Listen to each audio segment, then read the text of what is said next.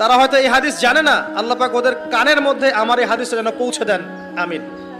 নবী সাল্লাল্লাহু আলাইহি ওয়াসাল্লাম বলেছেন, আমি মেরাজের রাতে যখন গিয়েছি তখন এক শ্রেণীর মানুষকে দেখেছি, ওদেরকে শাস্তি দেয়া হচ্ছে।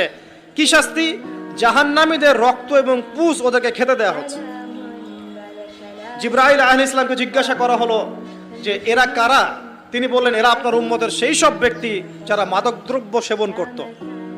আল্লাহ রাব্বুল আলামিন তার হাবিবের মাধ্যমে জানিয়েছেন, যখন কোনো মুসলিম মাদক সেবন করে বা কোনো ব্যক্তি মাদক সেবন করে তখন 40 দিন তার নামাজ কবুল হয় না।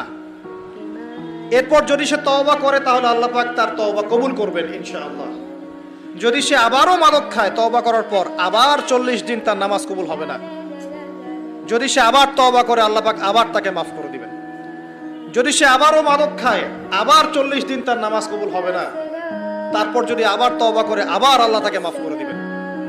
এরপরেও যদি সে আবার মাদক দ্রব্য সেবন করে, নবী সাল্লাল্লাহু আলাইহি ওয়াসাল্লাম বলছেন তাকে আল্লাহ রাব্বুল আলামিন পরকালে মৃত্যুর পরে তিনাতুল খাবাল পান করাবেন। তিনাতুল খাবাল। জিজ্ঞাসা করা হল, ইয়া রাসূলুল্লাহ, তিনাতুল খাবাল কি জিনিস? নবী সাল্লাল্লাহু আলাইহি ওয়াসাল্লাম উত্তর দিচ্ছেন, এটা হচ্ছে জাহান্নামীদের রক্ত, মাংস, এগুলো পুড়ে পচে যে রসটা বের হবে, এটা হচ্ছে তিনাতুল খাবাল।